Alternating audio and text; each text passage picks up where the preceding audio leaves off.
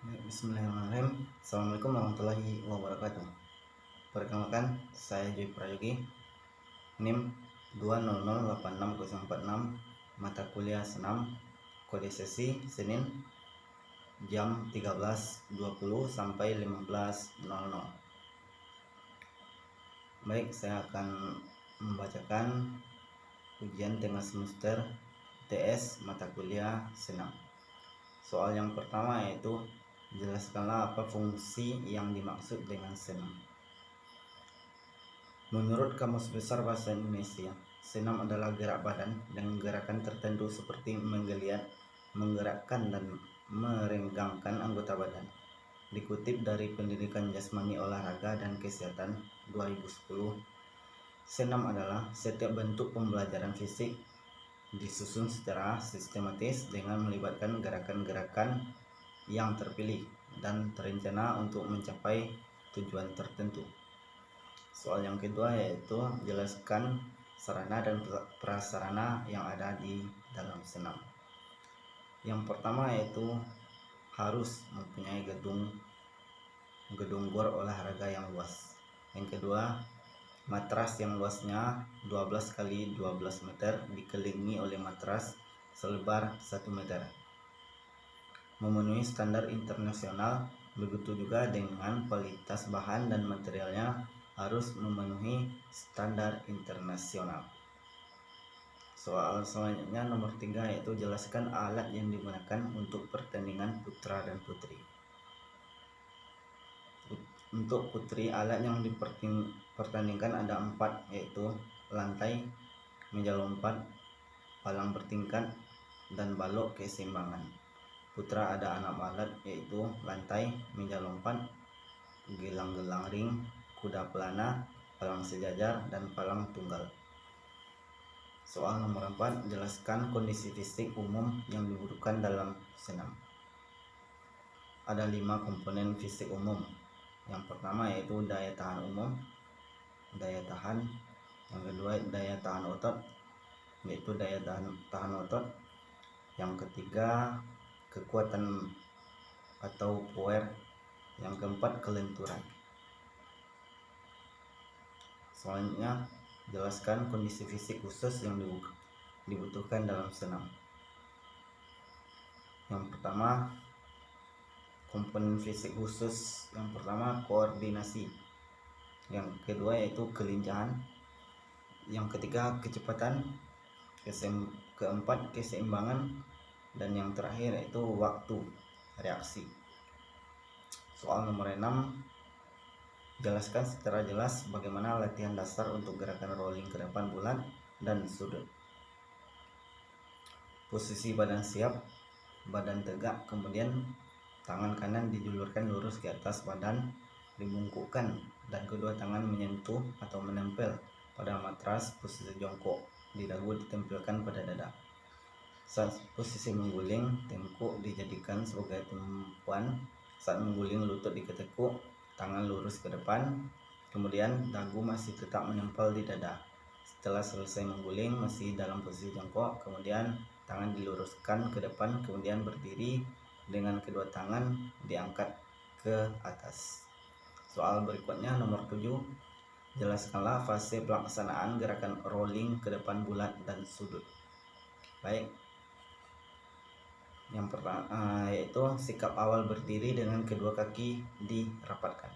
Letakkan kedua tangan pada matras kira-kira 50 cm dan tangan dibuka selebar bahu. Bengkokkan tangan, kemudian dilanjutkan dengan meletakkan bagian pundak pada matras dan bagian kepala ditekuk sehingga dagu menyentuh bagian dada.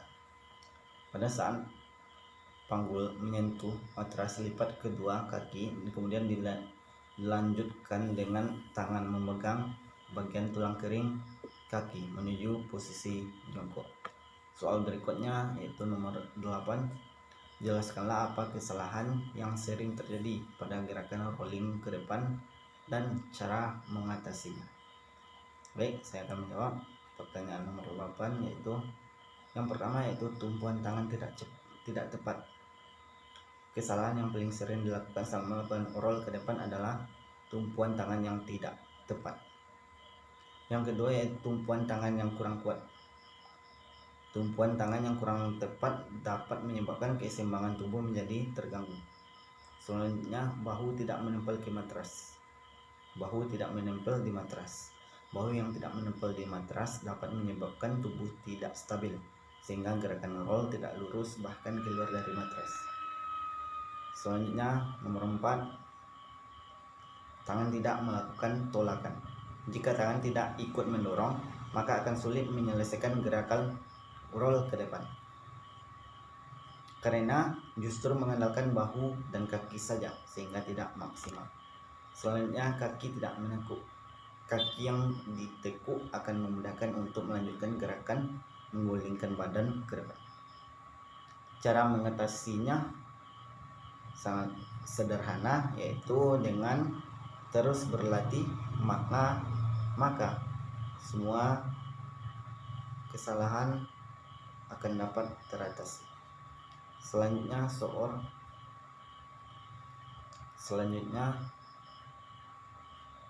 nomor 9, yaitu jelaskan apa kesalahan yang sering terjadi pada gerakan rolling ke belakang dan cara mengatasinya. Baik, saya akan menjawab pertanyaan nomor 9, yaitu yang pertama, posisi tangan terlalu jauh di belakang tubuh sehingga tidak dapat memberikan dorongan yang cukup. Tubuh kurang seimbang sehingga gerakan yang dihasilkan kurang bulat. Tangan tidak dalam posisi sempurna sehingga gerakan yang dihasilkan kurang bulat. Tangan tidak menumpu sempurna pada matras, gerakan mengguling dilakukan dengan kurang sempurna.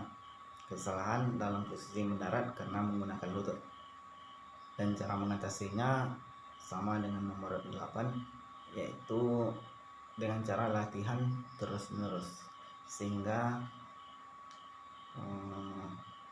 tidak ada lagi atau minimnya kegagalan dalam melakukan gerakan tersebut. Baik, soal nomor 10, jelaskan apa yang dimaksud dengan gerakan keseimbangan dan cara melakukan sikap kapal terbang dan serta kayang dan sikap lilin. Baik, saya akan menjawab pertanyaan nomor 10. Gerakan keseimbangan adalah kemampuan untuk mempertahankan keseimbangan tubuh ketika ditempatkan di berbagai posisi. Definisi gerakan keseimbangan adalah kemampuan untuk mempertahankan pusat gravitasi pada bidang tubuh, terutama ketika saat posisi tegak. Selanjutnya, sikap kapal terbang. Sikap kapal terbang yang pertama yaitu permulaan berdiri dengan kedua kaki rapat dan kedua tangan di samping badan. Rentangkan kedua tangan ke samping lurus sejajar bahu. Bungkukkan badan ke depan sejajar dengan lantai. Salah satu dahi diangkat lurus ke belakang hingga membentuk sikap kapal terbang, sikap kayang. Sikap kayang, tubuh dalam posisi berdiri tegak, kedua tangan diletakkan di pinggul, kepala ditekuk ke belakang dengan posisi kedua kaki ditekuk. Tangan ditekuk ke belakang sehingga posisi menyentuh matras. Saat melakukan kayang, posisi tubuh meregang dan melengkung. Sikap lilin yang pertama yaitu posisi tubuh tidur telentang dengan kaki lurus dan tangan di samping badan. Posisi kaki harus lurus dan rapat agar bisa melakukan sikap lilin. Kaki dalam posisi lurus dan dapat diangkat ke atas. Gunakan tangan sebagai penopang pinggang dan kaki. Baik, mungkin cukup sekian video ujian tengah semester kali ini. Mudah-mudahan dengan video ini dapat membantu.